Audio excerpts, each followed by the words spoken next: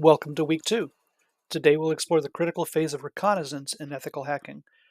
Reconnaissance, also known as information gathering, is the process of collecting information about a target system or network to identify potential vulnerabilities.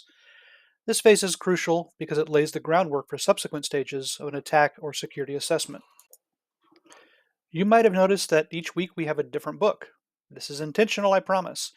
Part of the method there is to expose you to multiple authors, multiple publishers, and multiple sources for further study. Part is to show you there is no one right way to perform penetration tests or to be an ethical hacker. There are many commonalities, but there are just as many differences, if not more. Take what works for you from each of these authors, combine it with other sources you find, as well as your own experiences, and forge your own path.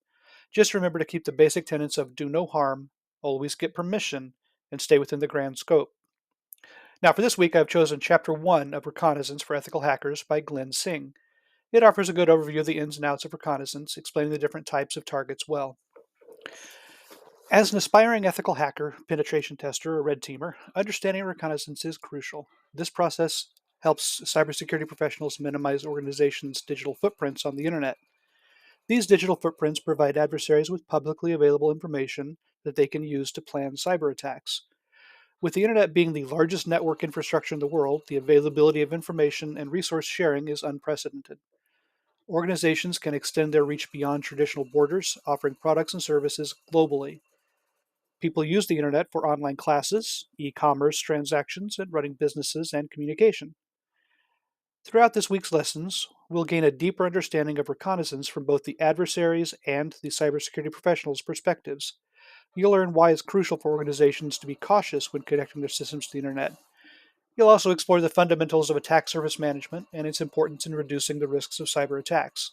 Finally, you'll cover the tactics, techniques, and procedures commonly used during the reconnaissance phase of an attack. Reconnaissance is essential because it helps ethical hackers understand the target's environment, identify weak points, and plan their approach. By gathering detailed information, hackers can increase their chances of success while minimizing the risk of detection. For defenders, understanding reconnaissance techniques helps in developing strategies to protect sensitive information and reduce the attack surface. Understanding the two main types of reconnaissance is important for conducting effective security assessments and identifying potential vulnerabilities in a target system. Reconnaissance is divided into two main types, passive and active. Passive reconnaissance involves gathering information about a target without directly interacting with them. This means the target is unaware of the activities, reducing the risk of detection. The goal is to collect as much publicly available information as possible. The key advantage to passive reconnaissance is that it leaves no trace, making it difficult for the target to detect. However, it is limited to publicly available information and may not reveal deeper insights into the target's infrastructure. Active reconnaissance involves directly interacting with the target to gather information. This type of reconnaissance is more intrusive and carries a higher risk of detection, but it can provide more detailed and accurate information about the target's systems and vulnerabilities. Active reconnaissance provides a more comprehensive understanding of the target's environment, but it also increases the likelihood of triggering security alerts and potentially being blocked by defensive mechanisms. Passive reconnaissance can include searching public records, social media, websites, and other publicly available sources.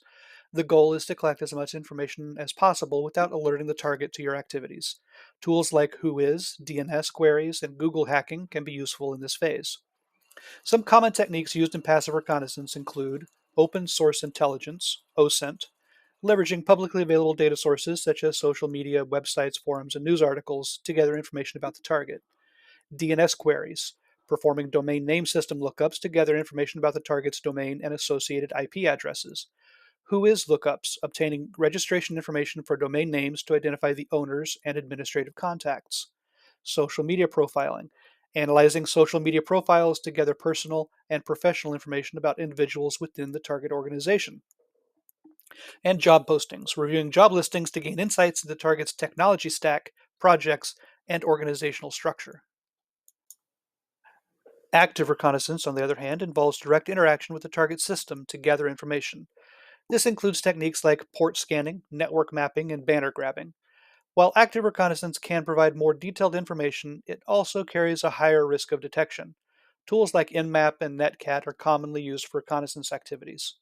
Some common techniques used in active reconnaissance might include port scanning, scanning the target's network to identify open ports and services running on them, network mapping, using tools like InMap to map the target's network, identifying connected devices, their roles, and their relationships, vulnerability scanning, using automated tools to scan the target systems for known vulnerabilities, banner grabbing, capturing the banners returned by applications and services to determine their versions and potential vulnerabilities, and social engineering, engaging with individuals within the target organization to extract sensitive information through manipulation or deception.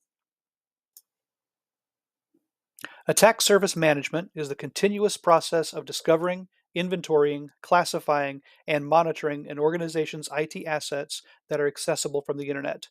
ASM helps organizations understand their exposure to potential attacks and manage their security posture more effectively. By adopting an ASM mentality, an organization can begin to look at their risk exposure holistically, evaluating the severity of potential threats based on their likelihood and potential impact.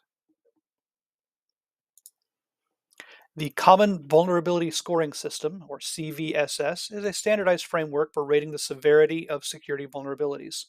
It provides a numerical score that reflects the potential impact of a vulnerability, helping organizations prioritize their remediation efforts. CVSS scores are based on factors like exploitability, impact, and the complexity of the attack.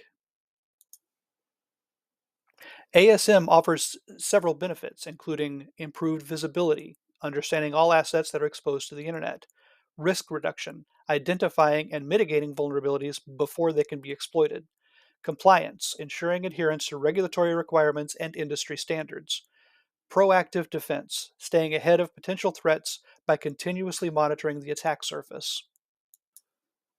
Some key steps to getting started with ASM would be to identify all internet facing assets, including shadow IT, creating a comprehensive inventory of all discovered assets, categorizing assets based on their criticality and sensitivity, regularly scanning assets for vulnerabilities, continuously monitoring assets for changes and new vulnerabilities, and prioritizing and addressing identified vulnerabilities.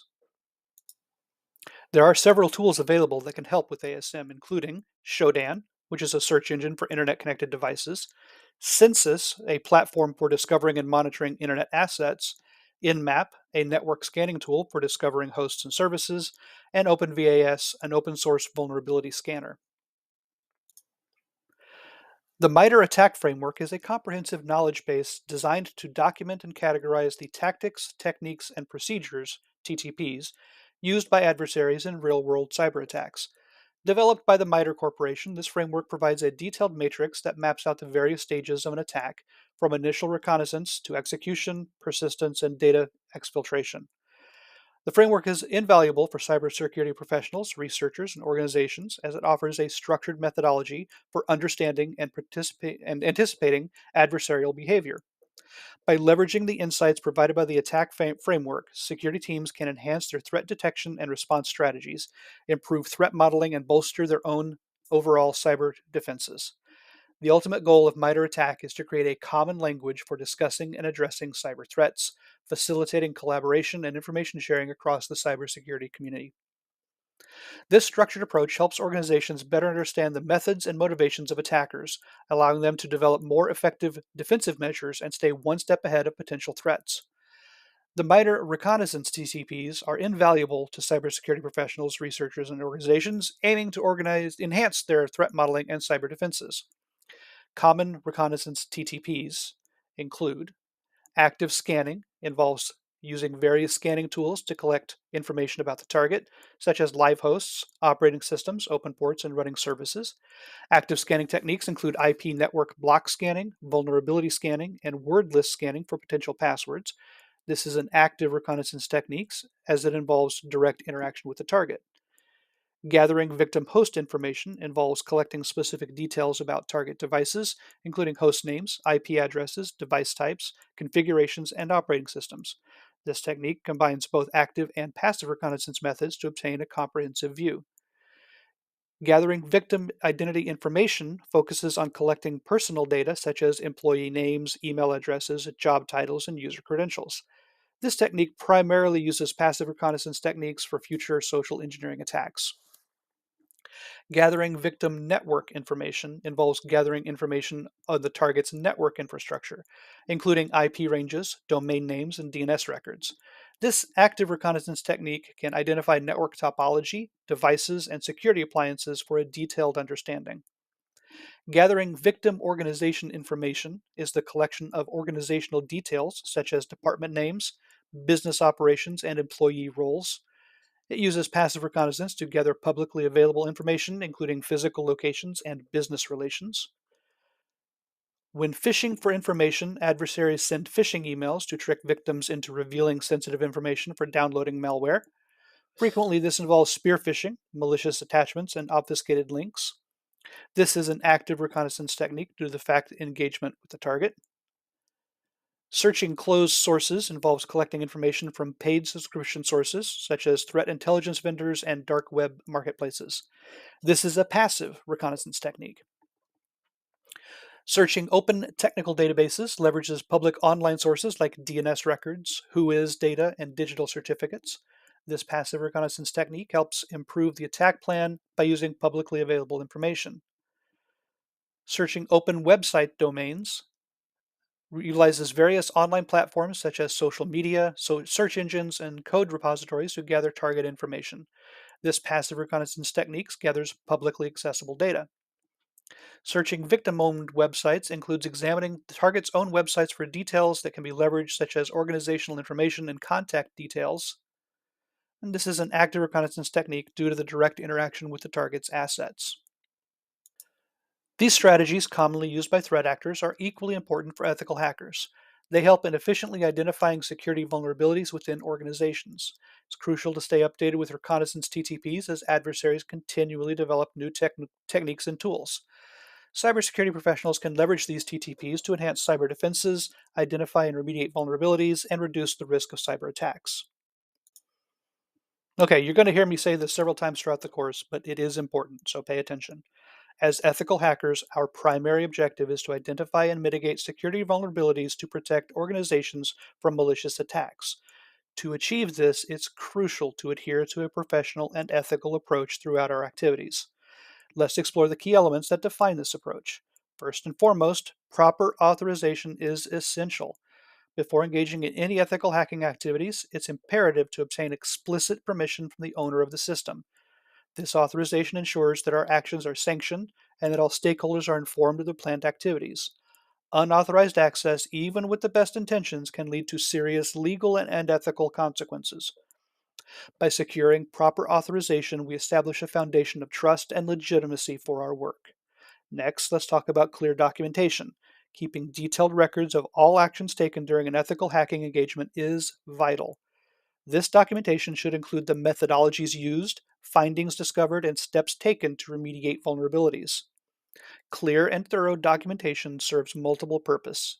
It provides a transparent record of our activities, facilitates communication with stakeholders, and ensures that our work can be reviewed and verified. In essence, good documentation is the cornerstone of accountability and professionalism. Respect for privacy is another critical aspect of our professional approach. During our assessments, we may encounter sensitive personal information. It's our responsibility to avoid accessing unnecessary personal information and to protect any information data we come across. Respecting privacy not only upholds the ethical standards but also ensures compliance with data protection regulations. As ethical hackers, we must prioritize the privacy and confidentiality of the information we handle. Legal compliance is non negotiable in ethical hacking. Adhering to relevant laws and regulations is fundamental to maintaining the integrity of our work. This includes staying updated on legal requirements and ensuring our activities comply with all applicable laws. Legal compliance protects us, the organizations we work with, and the broader community.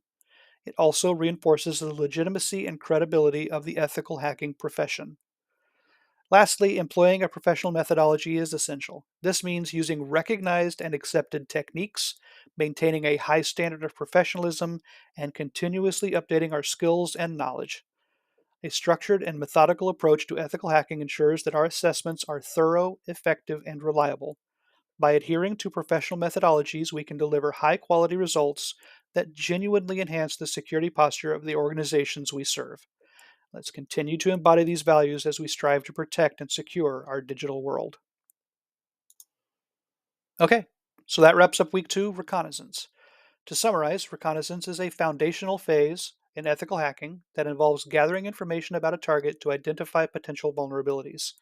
Both passive and active reconnaissance techniques are used, each with its own advantages and risks. Understanding and managing the attack surface is crucial for maintaining a strong security posture. By leveraging tools and frameworks like CVSS and MITRE ATT&CK, ethical hackers can effectively plan and execute their assessments while staying within legal and ethical boundaries. Thanks for your attention. I look forward to diving into our next topics in our next session.